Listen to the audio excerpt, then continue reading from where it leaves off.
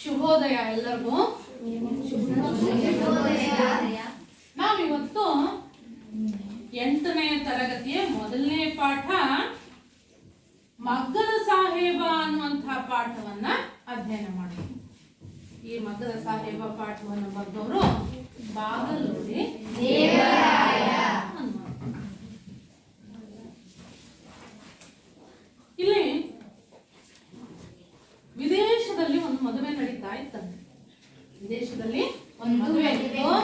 ಆ ಮದುವೆ ಸಮಾರಂಭದಲ್ಲಿ ಗಂಡು ಭಾರತೀಯನಾಗಿದ್ದ, ಹೆಣ್ಣು ವಿದೇಶಿಗಳಾಗಿದ್ದರು. ಗಂಡು ಭಾರತೀಯ, ಹೆಣ್ಣು ವಿದೇಶಿ. ಈ ರೀತಿ ಬೇರೆ ದೇಶದಲ್ಲಿ ಮದುವೆ ಆಗ್ತಾ ಇರುವಾಗ ಅಲ್ಲಿ ಸಹಜನ ಉಡುಗೊರೆಯನ್ನ ತಂದು ಕೊಡೋದು. ಗಂಡಿಗೂ ಉಡುಗೊರೆ ಬರ್ತಾ ಇತ್ತು, ಹೆಣ್ಣಿಗೂ ಉಡುಗೊರೆ ಬರ್ತಾ ಇತ್ತು. ಅದಕ್ಕೆ ಗಂಡು ತನಗೆ ಬಂದಂತ ಉಡುಗೊರೆಗಳನ್ನೆಲ್ಲ ತಾನು ತನ್ನ ತಂಗಿ ಕೊಡ್ತಾ ಇದ್ದ. ಆ ತಂಗಿ ಹತ್ತಿರದಲ್ಲಿರುವಂತಹ ಅಣ್ಣನ ಕೊಠಡಿಗೆ ವರ್ಗಾವಣೆ ಮಾಡಿಸ್ತಾ ಇದ್ದ, ಹೆಚ್ಚಿಗೆ ಆದಂಗಾದಂಗೆಲ್ಲ. ಈ ಕಡೆ ಹೆಣ್ಣಿನ ಕಡೆದವ್ರು, ಈ ವಿದೇಶಿಗಳೇನು ಹುಡುಗಿ ಇರ್ತಾಳಲ್ಲ, ಅವಳು ಅವ್ರಿಗೆ ಬಂದಂತ ಏನು ಉಡುಗೊರೆ ಇರ್ತದಲ್ಲ ಅದನ್ನ ಕೊಟ್ಟ ತಕ್ಷಣ ಆಗ ತೆಗೆದು ನೋಡಿ ಬಹಳ ಚಂದ ಐತಲ್ಲ ಅಂತ ಹೇಳಿ, wow it's very beautiful, it's nice gift ಅಂತ ಹೇಳಿ ಅಂದು ಆಕೆ ಅದನ್ನ ನೋಡಿ ಮೆಚ್ಚುಗೆ ವ್ಯಕ್ತಪಡಿಸಿ ಸೈಡಿಗೆ ಇಡ್ತಿದ್ನ, ಪಕ್ಕಕ್ಕೆ ಇಡ್ತಿದ್ನು. ನೋಡಿ ನೋಡಿ ನೋಡಿ ಅವನಿಗೂ ಗಂಡನಿಗೂ ಅವನಿಗೆ ತಾಳ್ಮೆ ಮೀರ್ ಹೋಯ್ತು. ಹೇಳ್ತಾನ, ಇದೆಲ್ಲ ಅಸಭ್ಯ ಅನಿಸ್ತತಿ ಮಂದಿ ಮುಂದೆ, ಈ ತರ ಎಲ್ಲ ಅಲ್ಲೆಲ್ಲ ಗಿಫ್ಟ್ ಅನ್ನ ನೀನು ತೆಗೆದು ನೋಡಿ ಮಾಡಿ ಹುಡುಗವ್ರಿಗೆ ಸಮಯ ಹಾಳಾಗ್ತತಿ, ಅವ್ರು ಮತ್ತ ಮುಂದ ಎಲ್ಲ ಹೋಗೋರು, ನೀನ್ ಹಿಂಗೆಲ್ಲ ಮಾಡಿದ್ರೆ ಹೆಂಗ ಅಂತ. ಇಲ್ಲ, ನಮ್ ಕಡೆ ಇದ ಸಂಪ್ರದಾಯ ಇರೋದು.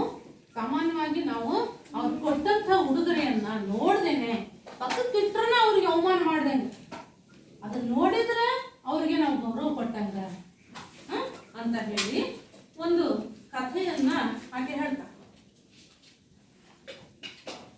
ಒಂದು ಊರಲ್ಲಿ 2 ಜನ ಇರ್ತಾರೆ.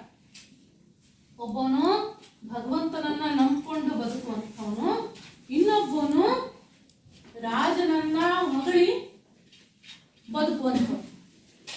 ರಾಜನೇ ಶ್ರೇಷ್ಠ, ರಾಜನಿಂದ ನಾವೆಲ್ಲ ಆಗೀವಿ ಅಂತ ಹೇಳಿ ಬದುಕುವಂಥವನು ಒಬ್ಬ. ಇನ್ನೊಬ್ಬ ಭಗವಂತನಿಂದಲೇ ಇಷ್ಟೆಲ್ಲ ಒಳ್ಳೇದಾಗೈತಿ ಅಂತ ತಿಳ್ಕೊಂಡು ಬದುಕುವಂಥವನು ಇನ್ನೊಬ್ಬ. ಇಲ್ಲಿ ಒಂದ್ಸಲ ರಾಜನ ಆಳ್ವಿಕೆ ಇರುವಂತಹ ಒಂದು ಪ್ರದೇಶ. ಆ ಪ್ರದೇಶದಲ್ಲಿ ಈ ರಾಜಪ್ರೇಮಿ ಏನಿರ್ತಾನಲ್ಲ ಅವನು ತಿರುಗ್ತಿರ್ತಾನೆ. ಹಿಂಗ ಅಡ್ಡಾಡುವಾಗ ಇಲ್ಲಿ ಕೇಳ್ತಾನ, ಒಬ್ಬವನು ಭೇಟಿ ಆಗ್ತಾನ, ಕೆಲಸ ಮಾಡ್ತಿರ್ತಾನ, ಅವನು ಭೇಟಿ ಆಗ್ತಾನ. ಅವನು ಏನಪ್ಪ ಹೆಂಗೈತಿ ರಾಜ್ಯ ಎಲ್ಲ ಹೆಂಗೈತಿ, ಆರಾಮಾಗಿದ್ದೀರಾ ಎಲ್ಲರೂ, ಯಾರ್ಯಾರ ಏನಾರು ಸಮಸ್ಯೆ ಅದಾವನು ಅಂತ ಕೇಳ್ತಾನ. ಅವಾಗ ರಾಜರ ತಮ್ಮ ಶರಣಾರ್ಥಿ, ದೇವರ ದಯೆಯಿಂದ ನಾವೆಲ್ಲ ಚೆನ್ನಾಗಿದ್ದೇವೆ, ಭಗವಂತನ ದಯೆಯಿಂದ ನಾವೆಲ್ಲ ಚೆನ್ನಾಗಿದ್ದೇವೆ, ನಾವೆಲ್ಲ ರಾಜ್ಯ, ಇಡೀ ರಾಜ್ಯ ಸುಭಿಕ್ಷವಾಗಿದೆ, ಸಂತೋಷದಿಂದ ಅದಾರೆ ಎಲ್ಲರೂ ಅಂತ ಹೇಳಿ ಹೇಳ್ತಾರೆ. ಹೌದಾ, ಒಳ್ಳೇದಾಯ್ತು ಅಂತ ಹೇಳಿ ಮುಂದಕ್ಕೆ ಹೋದಂಗಲ್ಲಿ ರಾಜನ ಅಭಿಮಾನಿ ಇರುವಂಥವ್ರು, ಈ ಮೊದಲು ಭೇಟಿ ಆದವನು ಭಗವಂತನನ್ನ ನೆಚ್ಕೊಂಡು ಬದುಕುವಂಥವ್ನು. ಆಮೇಲೆ ಭೇಟಿ ಆಗೋನು ಯಾರಪ್ಪ ಅಂತಂದ್ರ ರಾಜನ ಬಗ್ಗೆ ಅಭಿಮಾನ ಉಳ್ಳವನ ಭೇಟಿ ಆಗ್ತಾನೆ.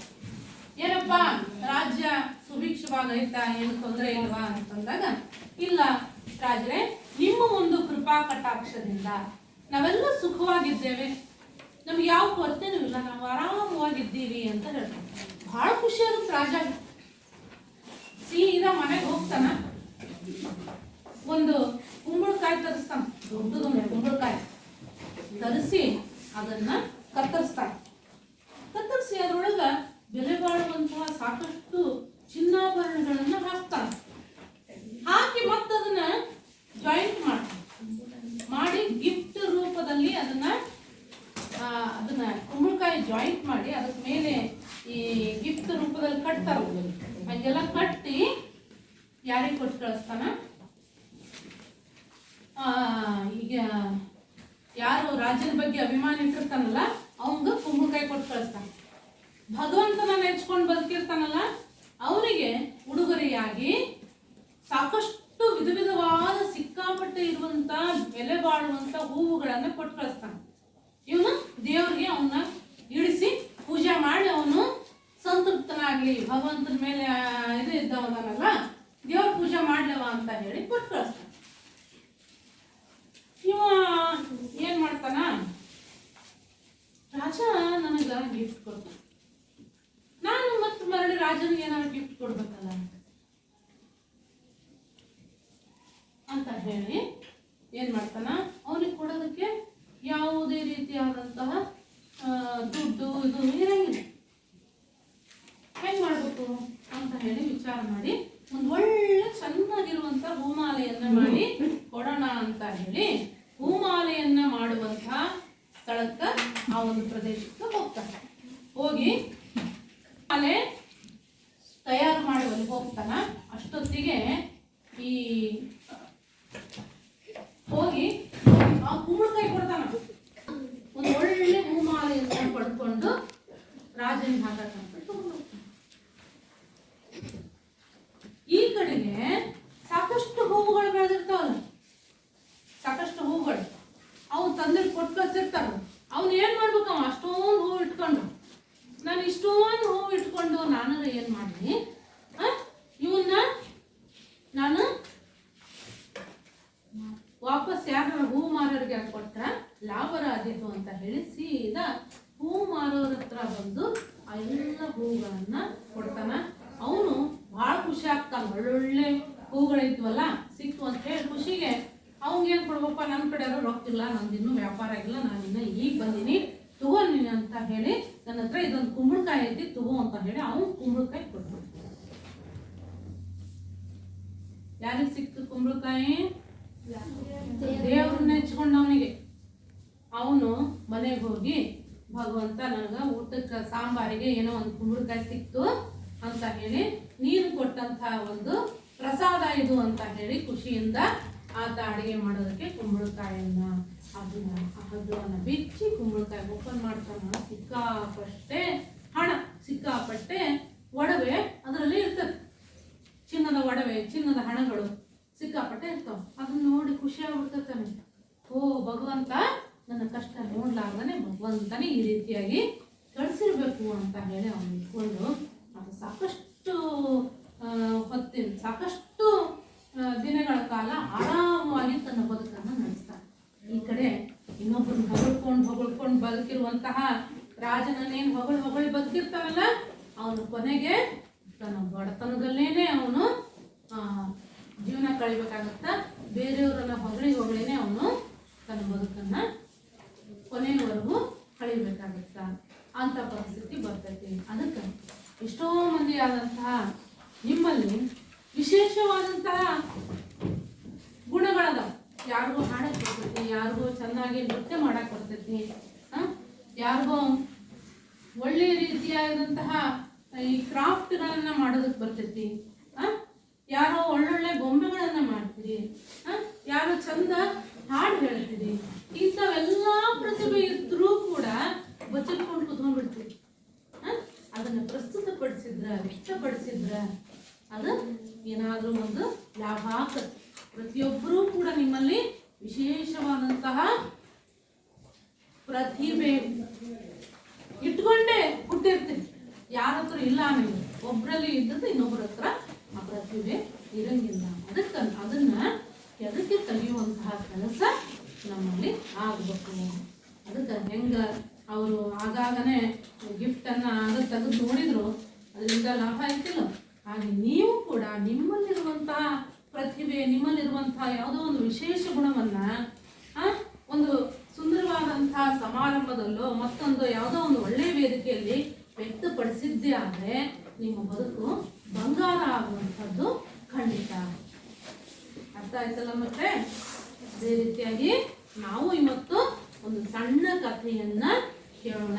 ಅದೇ ಮಗ್ಗದ ಸಾಹೇಬ ಅನ್ನುವಂಥದ್ದು.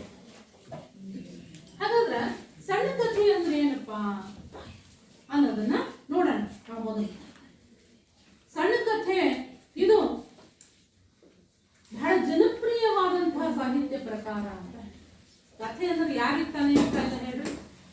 ಚಿಕ್ಕವರಿಂದ ಹಿಡಿದು ದೊಡ್ಡವರ ತನಕ ಕೂಡ ನಾವು ಕಥೆ ಅಂದ್ರೆ ಕಣ್ಣು ಮೂಗು ಎಲ್ಲ ನಾವು ಒಂದೇ ಕಡೆಗೆ ಗಮನ ಹರಿಸಿ ನಮ್ಮ ಸಕಲೇಂದ್ರಿಯಗಳನ್ನ ಒಂದೇ ಕಡೆಗೆ ಇಟ್ಟು ಕಥೆಯನ್ನ ಕೇಳೋದಕ್ಕೆ ಮಂತ್ರಮುಗ್ಧರಾಗಿ ಕೂತ್ಕೊಂಡ್ಬಿಡ್ತೀವಿ. ಚಿಕ್ಕವರಿಂದ ಹಿಡಿದು ದೊಡ್ಡವ್ರ ತನಕ ಕೂಡ ಕಥೆ ಅಂತಂದ್ರೆ ನಮ್ಗೆ ಬಹಳ ಇಷ್ಟ.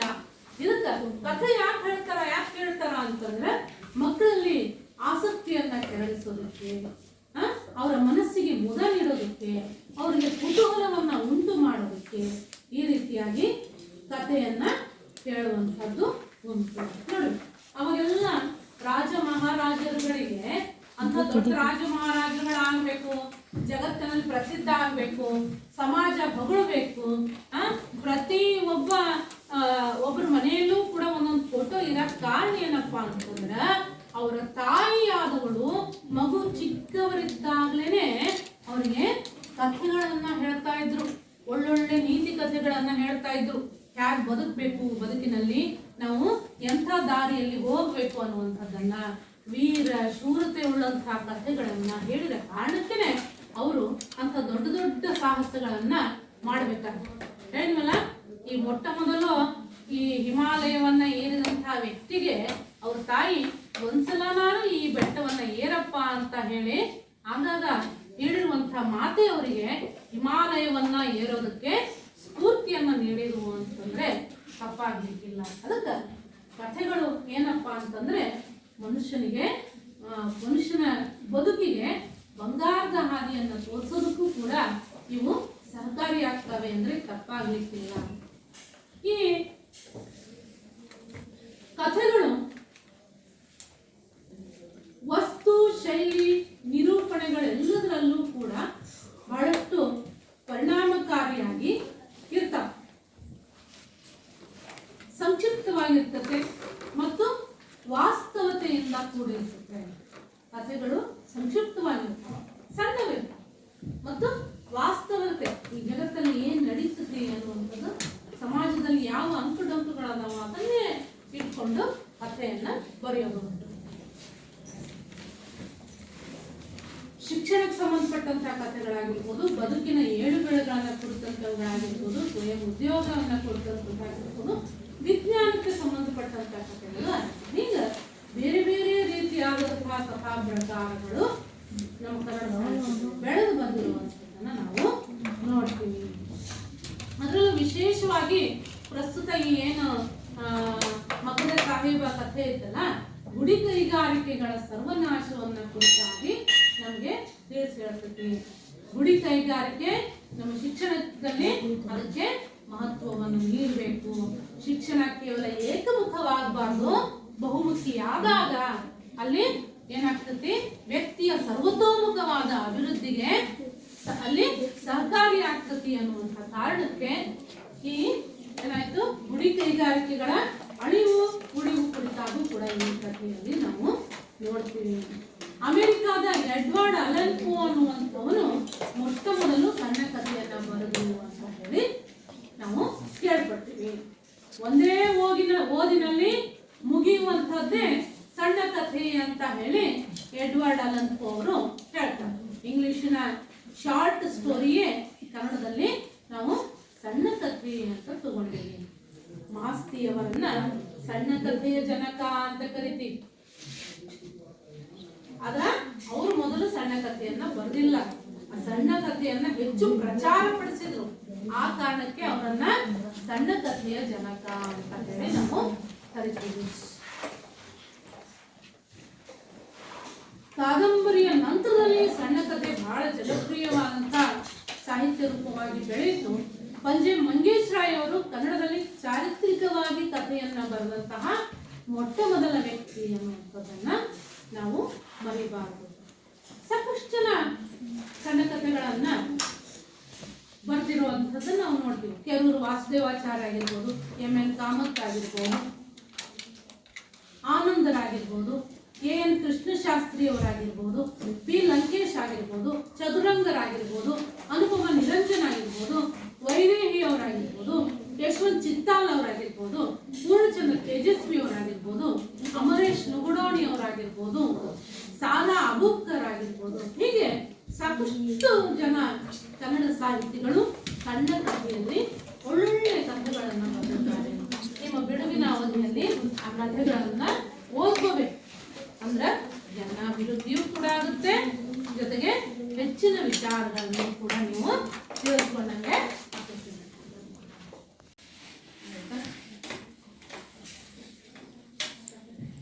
ಮಕ್ಕಳೇ. ನಾವೀಗ ಲೇಖಕರ ಪರಿಚಯವನ್ನ ಮಾಡ್ಕೊಳ್ಳೋಣ. ಈ ಮಗ್ಗದ ಸಾಹೇಬ ಪಾಠವನ್ನ ಬರೆದವರು ಬಾಗಲೋಡಿ ದೇವರಾಯ ಅನ್ನುವಂಥವ್ರು. ಬಾಗಲೋಡಿ ದೇವರಾಯ ಅವರು 1927ರಂದು ಜನಿಸ್ತಾರೆ. ದಕ್ಷಿಣ ಕನ್ನಡ ಜಿಲ್ಲೆಯ ಬಾಗಲೋಡಿ ಅನ್ನುವಂಥಲ್ಲಿ ಅವ್ರು ಜನಿಸ್ತಾರೆ. ಹುಚ್ಚು ಮುನ್ಸೀಪ ಮತ್ತು ಇತರ ಕಥೆಗಳು ಅನ್ನುವಂತಹ ಕಥಾಗುಚ್ಛವನ್ನು ಬರೆದಾರೆ. ಆರಾಧನಾ ಅನ್ನುವಂತಹ ಕೃತಿಯನ್ನು ಕೂಡ ಬರೆದಾರೆ. ರುದ್ರಪ್ಪನ ರೌದ್ರ ಮತ್ತು ಇತರ ಕಥೆಗಳು ಅನ್ನುವಂಥದ್ದನ್ನ ಬರೆದಾರೆ. ಹೀಗೆ ಸುಮಾರು 26 ಕಥೆಗಳನ್ನ ಕನ್ನಡದಲ್ಲಿ ಅವರು ನಮಗೆ ನೀಡಿದ್ದಾರೆ. ಇದಲ್ಲದೆ ಇವರು IAS ಪರೀಕ್ಷೆಯನ್ನ ಪಾಸ್ ಮಾಡಿದ್ರು. ಅಂದ್ರೆ ಆಗಿನ ಕಾಲದಲ್ಲೇನೆ ಅವರು IAS ಪರೀಕ್ಷೆಯನ್ನ ಪಾಸ್ ಮಾಡಿ ರಾಯಭಾರಿಯಾಗಿ Italy, Nepal, Nigeria, Philippines, New Zealand, Bulgaria ಮೊದಲಾದ ದೇಶಗಳಲ್ಲಿ ಅವರು ಕಾರ್ಯನಿರ್ವಹಿಸಿದ್ದಾರೆ. ನೋಡ್ರಿ, ನೀವು ಕೂಡ ಬದುಕಿನಲ್ಲಿ ದೊಡ್ಡ ದೊಡ್ಡ ಗುರಿಯನ್ನ ಇಟ್ಕೋಬೇಕು. ಸಮಾಜದ ಅಭಿವೃದ್ಧಿ, ಸಮಾಜಕ್ಕೆ ಒಳ್ಳೆಯ ಕೆಲಸ ಒಳ್ಳೆಯ ಅನುಕೂಲ ಆಗುವಂತಹ ದೊಡ್ಡ ದೊಡ್ಡ ಹುದ್ದೆಗಳಲ್ಲಿ ನಾನು ಕೂಡ ಸೇರ್ಕೋತೀನಿ ಅನ್ನುವಂತಹ ಅಪರಿಮಿತವಾದ ಗುರಿ ಇದ್ದಾಗ ಮಾತ್ರ ಜಯ ಸಾಧಿಸೋದಕ್ಕೆ ಸಾಧ್ಯ. ಗುರಿ ಇಟ್ಕೊಳ್ತಿರಲ್ಲ ನೀವು, ಸಾಧನೆ ಮಾಡ್ತಿರಲ್ಲ.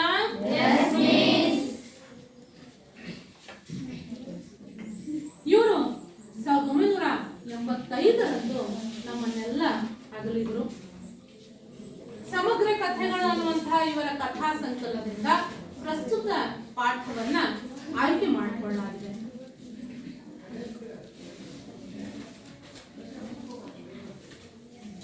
ನಾವು ಕೆಲವೊಂದಿಷ್ಟು ಕಠಿಣ ಪದಗಳನ್ನ ನೋಡೋದಾದ್ರೆ, ಸಂಪ್ರದಾಯ ಅಂದ್ರೆ ಪೂರ್ವಿಕರಿಂದ ಪರಂಪರೆಯಾಗಿ ಬಂದ ಆಚಾರ, ರೂಢಿ ಅನ್ನುವಂತ ಅರ್ಥವನ್ನ ಕೊಡುತ್ತೆ. ಘನತೆ, ಹಿರಿಮೆ, ಶ್ರೇಷ್ಠತೆ, ದೊಡ್ಡಸ್ತಿಕೆ ಅನ್ನುವಂತ ಅರ್ಥವನ್ನ ಕೊಡುತ್ತೆ. ಸದಾಚಾರ, ಒಳ್ಳೆಯ ನಡತೆ, ಆಚಾರ. ಸದ್ಭಾವನೆ, ಒಳ್ಳೆಯ ವಿಚಾರ. ಪ್ರತಿನಿಧಿ, ಒಬ್ಬ ವ್ಯಕ್ತಿಯ ಪರವಾಗಿ ಕಾರ್ಯನಿರ್ವಹಿಸುವವ, ಒಬ್ಬ ವ್ಯಕ್ತಿಯ ಪರ ಕಾರ್ಯನಿರ್ವಹಿಸುವವ ಅನ್ನುವಂಥ ಅರ್ಥವನ್ನ ನಮಗೆ ನೀಡುತ್ತೆ. ಮಕ್ಕಳೇ, ಈಗ ನಾನು ಮಾದರಿಯಾಗಿ ಪಾಠವನ್ನ ಓದ್ತೇನೆ, ನೀವು ಗಮನವಿಟ್ಟು ಕೇಳಿ. ನಂತರದಲ್ಲಿ ನೀವು ಕೂಡ ನಾನು ಓದಿದ ಹಾಗೆ ಸರಿಯಾಗಿ ಗಮನವಿಟ್ಟು ಓದಬೇಕು. ಸರಿನಾ? ಮಗ್ಗದ ಸಾಹೇಬ ಅಂದರೆ ಅಬ್ದುಲ್ ರಹೀಂ ಸಾಹೇಬ್. ಅವನು ಮಗ್ಗವನ್ನು ಮುಟ್ಟದೆ 20 ವರ್ಷಕ್ಕೂ ಹೆಚ್ಚಾಗಿದೆ.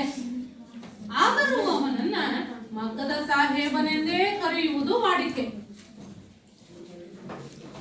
ಅವರ ಪೂರ್ವಜರು ಸಾಹೇಬ್ ಬಹದ್ದೂರ್ ಮಗ್ಗದ ಹುಸೇನ್ ಸಾಹೇಬರು ಜನಪ್ರಿಯ ಮತ್ತು ಧನವಂತ ವ್ಯಕ್ತಿಯಾಗಿದ್ದರು. ಅವರು ಮಸೀದಿ ಮಾತ್ರವಲ್ಲ, ದೇವಸ್ಥಾನವನ್ನೂ ಕಟ್ಟಿಸಿದ್ದರು. ಇಂದಿಗೂ ಈ ದೇವಸ್ಥಾನದಲ್ಲಿ ರಥೋತ್ಸವದ ಸಮಯದಲ್ಲಿ ಅವರ ಮನೆತನದ ಹಿರಿಯ ಪ್ರತಿನಿಧಿಗೆ ಎಲ್ಲರಿಗಿಂತಲೂ ಮುಂದಾಗಿ ಪ್ರಸಾದವನ್ನ ಪಡೆಯುವ ಹಕ್ಕಿದೆ. ಇಂತಹ ಸಂಪ್ರದಾಯ ಪದ್ಧತಿಗಳು ಇಂದಿಗೂ ಕರ್ನಾಟಕದಲ್ಲಿ ನಡೆಯುತ್ತಿವೆ. ಇದರಿಂದ ಪೂರ್ವಜರಲ್ಲಿ ಎಂಥ ಘನತೆ, ಸದಾಚಾರ, ಸದ್ಭಾವನೆಗಳು ಇದ್ದವು ಎಂದು ತಿಳಿಯುವುದು. ಉದಾಹರಣೆಗೆ, ನನ್ನದೇ ಹುಟ್ಟೂರಿನ ಪಕ್ಕದಲ್ಲಿ ಮುಸಲ್ಮಾನರ ವಸತಿ ಇದೆ. ಅದರೊಳಗೆ ಒಂದು ಪವಿತ್ರ ಸ್ಥಾನವಿದೆ. ಅಲ್ಲಿ ಉರ್ಸ್ ಎಂಬ ಮುಸಲ್ಮಾನರ ಧಾರ್ಮಿಕ ಉತ್ಸವದ ಕಾಲದಲ್ಲಿ ನಮ್ಮ ಮನೆತನದ ಒಬ್ಬ ಪ್ರತಿನಿಧಿ ಇದ್ದೇ ಇರಬೇಕೆಂಬ ಸಂಪ್ರದಾಯವಿತ್ತು.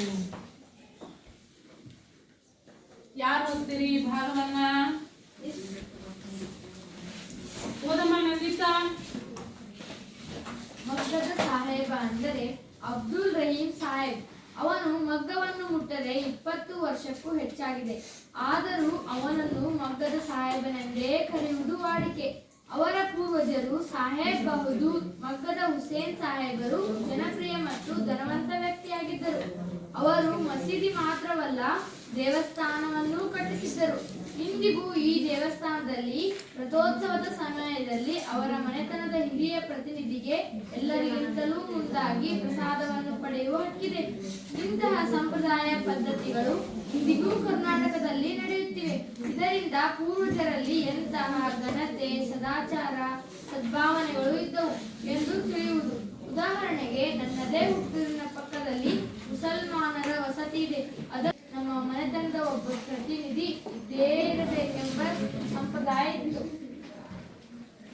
ಹಾಗೆಯೇ ಗಣೇಶ ಚತುರ್ಥಿ, ಕೃಷ್ಣಾಷ್ಟಮಿ,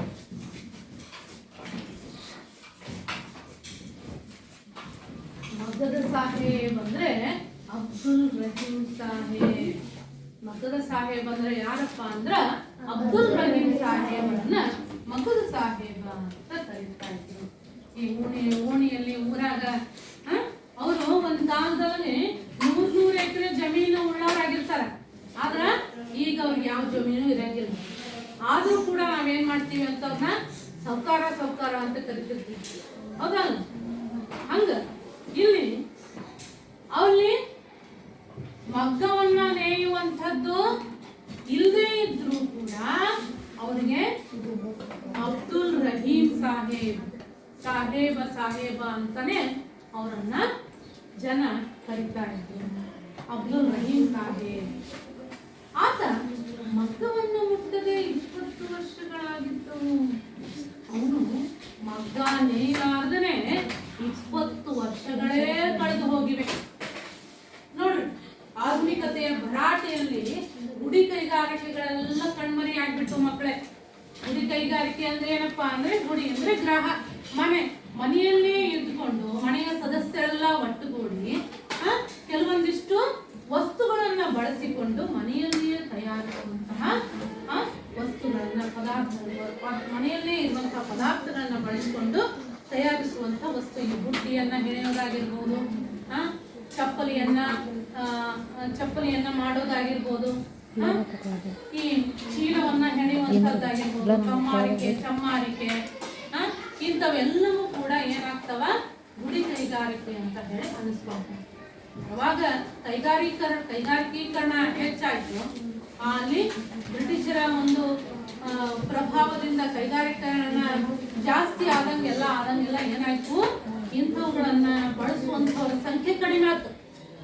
ವಿದೇಶಿ ಬಟ್ಟೆಗಳು, ವಿದೇಶಿಯ ಹೊಸ ರೀತಿಯಾದಂತಹ ಬಟ್ಟೆಗಳಿಗೆ ಅಲ್ಲಿ ಬಹಳ ಮೌಲ್ಯ ಬಂದಿರೋದಕ್ಕೆ ಅದೇ ಬಟ್ಟೆಗಳನ್ನ ಬಳಸುವಂತವ್ರ ಸಂಖ್ಯೆ ಹೆಚ್ಚಾಗಿ ಮಗ್ಗದಲ್ಲಿ ನೇಯ್ದಂತಹ ಬಟ್ಟೆಗಳನ್ನ ತೊಡುವಂತವರ ಸಂಖ್ಯೆ ಕಡಿಮೆ ಆಗ್ತಾ ಬಂತು. ಅದಕ್ಕೇನಾಯ್ತು, ಅದನ್ನ ಆ ಮಗ್ಗದಲ್ಲಿ ಸೀರೆಯನ್ನ ನೇಯುವಂಥದ್ದೇ ಕಡಿಮೆ ಆಗುವಂತ ಬಂತು. ಹೀಗಾಗಿ ಅವರ ಊಟಕ್ಕೂ ಕೂಡ ಸಂಚಕಾರ 20 ವರ್ಷಗಳ ಕಾಲ ಅವರು ಮಗ್ಗವನ್ನೇ ಮುಟ್ಟದೇನೆ, ಮಗ್ಗದ ಕೆಲಸವನ್ನೇ ಮಾಡದೇ ಇರೋ ಹಾಗೆ ಕೈಗಾರಿಕೀಕರಣದ ಭರಾಟೆ ಅವರನ್ನ ಆ ರೀತಿಯಾಗಿ ಮುದುರಿಸುವ ಹಾಗೆ ಮಾಡಿಬಿಟ್ಟು, ಆದ್ರೂ ಅವರನ್ನ ಮಗ್ಗ ಸಾಹೇಬ ಅಂತಾನೆ ಕರೆಯೋದು ವಾಡಿಕೆ. ಹಿಂದಿನಿಂದಲೂ ಅದೇ ರೀತಿಯಾಗಿ ಬೆಳ್ಕೊಂಡ್ ಬಂದಿರ್ತಾರ. ಸಮಾಜದೊಳಗ ಎಲ್ಲರೊಟ್ಟಿಗೆ ಒಳ್ಳೆ ಬಾಂಧವ್ಯವನ್ನ ಇಟ್ಕೊಂಡಿರ್ತಾರ. ಆ ಒಂದೇನು ಗುಣ ಏನೈತಲ್ಲ, ಕಾಲ ಕಳೆದ್ರೂ ಕೂಡ ಅದೇ ರೀತಿಯಾದಂತಹ ಹೆಸರಿನಲ್ಲೇ ಕರೆಯುವಂಥದ್ದು ವಾಡಿಕೆಯಾಗಿ ಬಂದ್ಬಿಟ್ಟಿರ್ತದೆ. ಅವ್ರ ಪೂರ್ವಜರು, ನಿಮ್ಮಲ್ಲೂ ಕೂಡ ಮನೆಯಲ್ಲೇ ಪೂರ್ವಜರು ದೊಡ್ಡ ಹುದ್ದೆಯಲ್ಲಿದ್ರು ಅಥವಾ ದೊಡ್ಡ ಏನಾದ್ರು ಸಾಧನೆಯನ್ನ ಮಾಡಿದ್ರೆ ಇಡೀ ಸಮಾಜ ಅವರನ್ನ ನೆನೆಸ್ತತಿ. ಹಾಗಾದ್ರೆ ಇವರ ಪೂರ್ವಜರು ಕೂಡ ಏನು ಈ ಮಗ್ಗ ನೇಯುವಲ್ಲಿ ಬಹಳಷ್ಟು ಮಹತ್ತರವಾದಂತಹ ಸಾಧನೆಯನ್ನ ಮಾಡಿದ ಕಾರಣಕ್ಕೇನೆ ಅವರಿಗೆ ಆಗಿನ ಕಾಲದ ರಾಜ ಮಹಾರಾಜರುಗಳಿಂದ ಸಾಹೇಬ್ ಬಹದ್ದೂರ್ ಅನ್ನುವಂತಹ ಬಿರುದು ಬಂದಿತ್ತು. ಅದಕ್ಕನ ಅವರ ಪೂರ್ವಜರು ಯಾರಪ್ಪ ಅಂದ್ರೆ ಸಾಹೇಬ್ ಬಹದ್ದೂರ್ ಮಗ್ಗದ ಹುಸೇನ್ ಸಾಹೇಬರು. ಸಾಹೇಬ್ ಬಹದ್ದೂರ್ ಅನ್ನುವಂತಹ ಬಿರುದನ್ನ ರಾಜರಿಂದ ಪಡ್ಕೊಂಡಂತಹ ಮಕ್ಕದ ಹುಸೇನ್ ಸಾಹೇಬರು ಜನಪ್ರಿಯ ಮತ್ತು ಧನವಂತ ವ್ಯಕ್ತಿಯಾಗಿದ್ರು. ಬಹಳ ಜನಪ್ರಿಯರಾಗಿದ್ರು. ಬಹಳಷ್ಟು ಜನರಿಗೆ ಅಲ್ಲಿ ಅಚ್ಚುಮೆಚ್ಚಾಗಿದ್ರು. ಒಳ್ಳೊಳ್ಳೆ ರೀತಿಯಾದಂತಹ ಸೀರೆಗಳನ್ನ ನೇಯ್ತಾ ಇದ್ರು. ಜನಪ್ರಿಯ ಮತ್ತು ಜೊತೆಗೆ ಧನವಂತರಾಗಿದ್ರು, ಶ್ರೀಮಂತರಾಗಿದ್ರು ಆಗಿನ ಕಾಲದಲ್ಲಿ. ಅವ್ರು ಏನ್ ಮಾಡಿದ್ರು, ಸಾಮಾಜಿಕವಾಗಿ ಏನಾದ್ರೂ ಒಳ್ಳೆ ಕೆಲಸ ಮಾಡ್ಬೇಕಲ್ಲಪ್ಪ. ನಮ್ಮಲ್ಲಿ ಆಗಿನ ಕಾಲದ ತಾಯಂದ್ರು ಹೇಳೋದೇ ಅದನ್ನ, ಸಮಾಜಕ್ಕೆ ನೀನೇನಾದ್ರೂ ಹೆಚ್ಚಿಗೆ ದುಡ್ಡನ್ನ ಗಳಿಸಿದಿ, ನಿನ್ನ ಅಗತ್ಯಕ್ಕೆನ ಹೆಚ್ಚಿಗೆ ದುಡ್ಡನ್ನ ಗಳಿಸಿದಪ್ಪ ಅಂದ್ರೆ ಸಮಾಜಕ್ಕೆ ವಿನಿಯೋಗ ಆಗುವಂಗೆ ಏನಾದ್ರೂ ಒಂದು ಕೆಲಸ ಮಾಡು ಅಂತ ಹೇಳಿ ಅವಾಗ ಹಾಲುಡಿಸುವಾಗ್ಲೇನೆ ತಾಯಂದ್ರು ಅವ್ರ ಮಕ್ಕಳಿಗೆ ಹೇಳ್ತಾ ಇದ್ರು, ಏನು ಮಗುವೆ ನೀನು ಏನು ಕೆರೆಯನ್ನ ಕಟ್ಟಿಸು, ಕೆರೆ ನಿರ್ಮಾಣ ಮಾಡು, ಬಾವಿಯನ್ನ ನಿರ್ಮಾಣ ಮಾಡು, ಕಷ್ಟದಲ್ಲಿ ಸಿಲುಕಿರುವಂತಹ ಸ್ನೇಹಿತರಿಗೆ ಸಹಾಯವನ್ನ ಮಾಡು, ನಿನ್ನ ನಂಬಿದವರಿಗೆ ಯಾವತ್ತೂ ಕೂಡ ನೆರಳಾಗಿರು, ನಿನ್ನ ಸ್ನೇಹಿತರಿಗೆ ಯಾವತ್ತೂ ಕೂಡ ನೆರಳಾಗಿರು ಅಂತ ಹೇಳಿ ಹೇಳ್ತಾ ಇದ್ರು. ಅವಾಗೆಲ್ಲ ತಾಯಂದಿರು. ಲಕ್ಷ್ಮೀಧರ ಮಾತ್ಯ ಅನ್ನುವಂಥವನಿಗೆ ಆತನ ತಾಯಿ ಮೊನೆಯುಡುತ್ತಾ ಇದನ್ನೆಲ್ಲ ಹೇಳಿದ್ದು ಅನ್ನುವಂಥದ್ದು ಶಾಸನಗಳಲ್ಲೇನೆ ಬರ್ಸ್ಬಿಟ್ಟ, ಲಿಖಿತವಾಗಿತ್ತು. ಯಾಕ ಇಂಥ ಸಂಸ್ಕಾರ, ಇಂಥ ಸಮಾಜ ಆಗಿನ ಕಾಲದಲ್ಲಿ ಇತ್ತು ಅಂತ ಹೇಳಿ ಜನ ತಿಳ್ಕೊಂಡು ಅದೇ ರೀತಿಯಾಗಿ ಅವರು ಕೂಡ ಬದುಕನ್ನ ಬಾಳಿ ಅನ್ನೋ ಒಂದು ಕಾರಣಕ್ಕೇನೆ ಆ ರೀತಿಯಾಗಿ ಶಾಸನವನ್ನೇ ಬರೆಸ್ಬಿಟ್ರು. ಕೆರೆಯನ್ನ ಕಟ್ಟಿಸು, ಬಾವಿಯನ್ನ ನಿರ್ಮಾಣ ಮಾಡು, ದೇವಾಲಯವನ್ನ ಕಟ್ಟಿಸು, ಮಿತ್ರರಿಗೆ ಸಹಾಯವನ್ನು ಮಾಡು, ನಂಬಿದವ್ರಿಗೆ ಯಾವಾಗ್ಲೂ ಕೂಡ ನೀನು ನಿಷ್ಠೆಯಿಂದ ಇರು ಅಂತ ಹೇಳಿ ತಾಯಿ ಅವಾಗ್ಲೇನೆ ಆ ಲಕ್ಷ್ಮೀಧರ ಮಾತ್ಯನಿಗೆ ಹೇಳಿದ್ರು. ಆದ್ರ ಅದ ಈಗಿನ ತಾಯಂದ್ರು ಹೇಳ್ತಾರ ಅದನ್ನ? ಏನು ಇಲ್ಲ. ಸ್ವಾರ್ಥತೆಯನ್ನ ತುಂಬುವಂತಹ ಸ್ವಾರ್ಥಪರವಾದಂತಹ ಜಗತ್ತು ಈಗ ನಿರ್ಮಾಣ ಆಗೈತಿ. ಏನ್ ಹೇಳ್ಬೋದಪ್ಪ ಬಹಳ ಅಂದ್ರ, ನಿಮ್ಮಲ್ಲಿ ನನ್ನ ಮಗನೇ ನೀನು ಮನೆ ಕಟ್ಸಪ್ಪ, ಜೀವನದಲ್ಲಿ ಒಟ್ಟು ಸ್ವಂತ ಮನೆ ಅನ್ನೋದಾಗ್ಬೇಕು. ಕೆರೆ ಕಟ್ಟಿಸಂತ ಯಾರು ಹೇಳಂಗಿಲ್ಲ. ಸ್ವಾರ್ಥತೆ ಇಲ್ಲಿ ಏನು, ಬೋರ್ ಕಟ್ಟಿಸು, ಬೋರ್ವೆಲ್ ಹಾಕ್ಸು, ಮನೆಗೆ ಬೋರ್ವೆಲ್ ಹಾಕ್ಸು, ನೀನು ಮನೆ ಕಟ್ಸು, ಮನೆಗೆ ಬೋರ್ವೆಲ್ ಹಾಕ್ಸು ಹೇಳ್ತಾರ. ಸಂಕುಚಿತತೆ ಹೆಚ್ಚಾಗ್ತದೆ. ನಾವು ಚೆನ್ನಾಗಿದ್ರೆ ಸಾಕು, ಜಗತ್ ಏನದ ಯಾಕ ಹಾಳಾಗಿ ಹೋಗ್ಲಿ ಅಂತ ಹೇಳಿ. ಹೌದಲ್ಲ? ಅದಕ್ಕ ಒಂದು ಕಾಲದಲ್ಲಿ ಇರುವಂತಹ ಜನಪದ ಹಾಡು ಈಗಿನ ಕಾಲದಲ್ಲಿ, ಜನಪದ ತ್ರಿಪದಿ ಈಗಿನ ಕಾಲದಲ್ಲಿ ಈಗಿನ ಸಂಕುಚಿತಕ್ಕೆ ತಕ್ಕಂತೆ ಬದಲಾವಣೆಯನ್ನ ಹಾಕಂತ ಹೋಗತ್ತೆ. ಮೊದಲ ಒಂದು ಕಾಲದಲ್ಲಿ ಅವಾಗೆಲ್ಲ ಏನಿತ್ತಪ್ಪ ಅಂದ್ರ ಈ ಬೀಸು ಕಲ್ಲು ಅವೆಲ್ಲ ಅವ್ರ ಹತ್ರ ಇಲ್ಲದೆ ಇರುವಾಗ ಪಕ್ಕದ ಮನೆಯಿಂದ ಬೀಸು ಕಲ್ಲನ್ನ ಪಡ್ಕೊಂಡ್ರ, ಯಾರಿಗಾರು ಏನಾದ್ರೂ ಒಂದು ಉಪಯೋಗವನ್ನ ಪಡ್ಕೊಂಡ್ರ ಅವ್ರನ್ನ ಮನದುಂಬಿ ಹಾರೈಸುವಂತ ರೂಢಿ ಆಗಿನ ಕಾಲದಾಗಿತ್ತು. ಅದಕ್ಕೆ ಹಿಂಗ ಬೀಸು ಕಲ್ಲನ್ನ ಪಡ್ಕೊಂಡವ್ರು ಅವ್ರಿಗೆ ಹೋಗಿ ಬರುವಾಗ ಅವ್ರಿಗೆ ಧನ್ಯತೆಯನ್ನ ಅರ್ಪಿಸೋ ರೀತಿ ಈ ರೀತಿಯಾಗಿತ್ತು. ಕಲ್ಲ ಕೊಟ್ಟವಾಗ ಎಲ್ಲಾ ಭಾಗ್ಯವು ಬರಲೆ, ಪಲ್ಲಕ್ಕಿಯಾಗಾಡು ಮಗ ಬರಲೆ, ಪಲ್ಲಕ್ಕಿಯಾಗಾಡು ಮಗ ಬರಲೆ, ಆ ಮನೆಗೆ ಮಲ್ಲಿಗೆ ಮುಡಿವ ಸೊಸಿ ಬರಲೆ ಅಂತ. ಅಂದ್ರ ಈ ಕಲ್ ಕೊಟ್ಟಿಯಲ್ಲವಾ, ನಿನ್ನ ಭಗವಂತ ಕಣ್ಣಿಗಿಟ್ಟಿರ್ಲಿ, ನಿನ್ಗೆಲ್ಲಾ ರೀತಿಯಾದಂತಹ ಭಾಗ್ಯ ಬರ್ಲಿ, ಪಲ್ಲಕ್ಕಿಯಾಗ ಮೆರೆಯುವಂತಹ ರೀತಿಯಲ್ಲಿ ನಿನ್ನ ಮಗ ಬೆಳವಣಿಗೆಯನ್ನಾಗ್ಲಿ, ಸೌಭಾಗ್ಯವತಿ ಆದಂತಹ ಸೊಸೆ ನಿನ್ನ ಮನೆಗೆ ಬರ್ಲಿ. ಯಾಕ? ಅದಕ್ಕ ಮಲ್ಲಿಗೆ ಮುಡಿಯುವ ಸೊಸೆ ಬರ್ಲಿ ಅಂತ ಹೇಳ್ತಾರೆ. ಆದ್ರೆ ಈಗ ಯಾರು ಕಲ್ಲು ತರೋದಿಲ್ಲ, ಕಲ್ಲಲ್ಲಿ ಅಡಿಗೆಯನ್ನ ಮಾಡೋದು ಇಲ್ಲ. ಅದಕ್ಕೆ ಹೇಳ್ತಾರ, ಅದಕ್ಕೆ ತಕ್ಕಂತೆ ಕಾಲವು ಬದಲಾದಂತೆ ತ್ರಿಪದಿಯನ್ನು ಕೂಡ ನಾವು ಹೀಗೆ ಬದಲಾವಣೆ ಮಾಡಬಹುದು. ಏನೋ ಮಿಕ್ಸಿ ಕೊಟ್ಟವಾಗ ಎಲ್ಲಾ ಭಾಗ್ಯವು ಬರಲೆ, ಮಾರುತಿ ಕಾರ್ನ್ಯಾಗ ಮಗ ಬರಲೆ, ಮಾರುತಿ ಕಾರ್ನ್ಯಾಗ ಮಗ ಬರಲೆ, ಆ ಮನೆಗೆ ಸಂಬಳ ತರುವಂತ ಸೊಸೆ ಬರಲೆ. ಅದಕ್ಕ ಎಲ್ಲರೂ ಸ್ವಾರ್ಥತೆ ಹೆಚ್ಚಿಗೆ ಆಗ್ಬಿಟ್ಟೈತಿ. ಯಾವ್ದು ಸಮಾಜಕ್ಕೆ ಅನುಕೂಲ ಆಗುವಂತ ದೇವಸ್ಥಾನ ಕಟ್ಸು, ಕೆರೆ ಕಟ್ಸು, ಇಂಥವ್ ಯಾವ ಕೂಡ ಈಗಿನ ಕಾಲದಲ್ಲಿ ತಾಯಂದ್ರು ಹೇಳೋದಿಲ್ಲ. ನೀವು ಆ ತಪ್ಪು ಮಾಡ್ಬೇಡ್ರಿ. ನಿಮ್ಮ ಮಕ್ಕಳನ್ನ ಸಮಾಜಕ್ಕೆ ಅನುಕೂಲವಾಗುವ ರೀತಿಯಲ್ಲೇ ಬೆಳೆಸ್ಬೇಕು. ನೀವು ಅದೇ ನಿಟ್ಟಿನಲ್ಲೇ ಬೆಳಿಬೇಕು. ಸಮಾಜಕ್ಕೆ ಅನುಕೂಲವಾಗುವಂತಹ ಕೆಲಸವನ್ನ ನಿಮ್ಮ ಬದುಕಿನ ಮುಂದೆ ಭಾವಿ ಬದುಕಿನಲ್ಲಿ ಮಾಡೇ ಮಾಡ್ಬೇಕು. ಮಾಡ್ತಿರಲ್ಲ?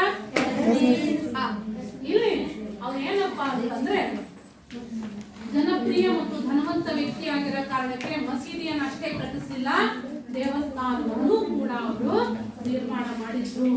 ಇಂದಿಗೂ ಕೂಡ ದೇವಸ್ಥಾನದಲ್ಲಿ ರಥೋತ್ಸವದ ಸಮಯದಲ್ಲಿ ಮನೆತನದ ಒಬ್ಬ ಹಿರಿಯ ಪ್ರತಿನಿಧಿಗೆ ಎಲ್ಲರಿಗಿಂತಲೂ ಮುಂದಾಗಿ ಪ್ರಸಾದ ಚಾಲ್ತಿಯಲ್ಲಿ ಇದೆ ಅಂತ ಹೇಳ್ತಾರೆ.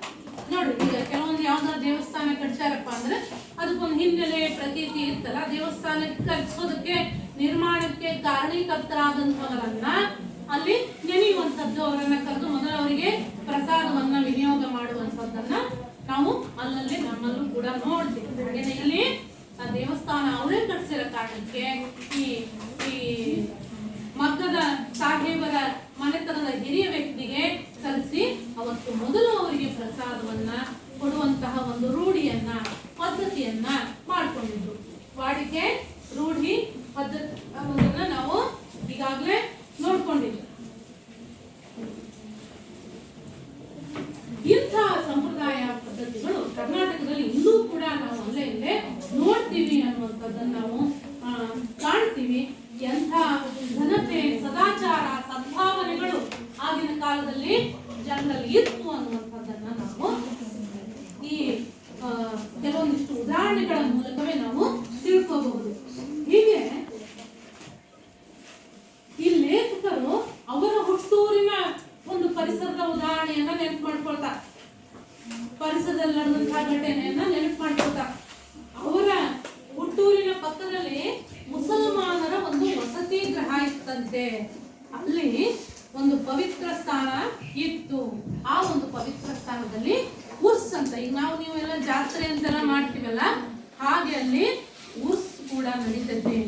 ಆ ಏನು ದೇವರನ್ನ ನೆನೆದು ಅವ್ರಿಗೆ ಅಲ್ಲಿ ಪೂಜೆ ಸಲ್ಲಿಸುವಂತಹ ವಿಶೇಷವಾದ ದಿನದಂದು ಏನಿತ್ತಪ್ಪ ಅಂತಂದ್ರೆ ಇವರ ಮನೆತನದ ಒಬ್ಬ ಪ್ರತಿನಿಧಿ ಇದ್ದೇ ಇರಬೇಕು ಅನ್ನುವಂತಹ ವಾಡಿಕೆ ಇವ್ರಿಗೂ ಕೂಡ ಇರ್ತಂತೆ.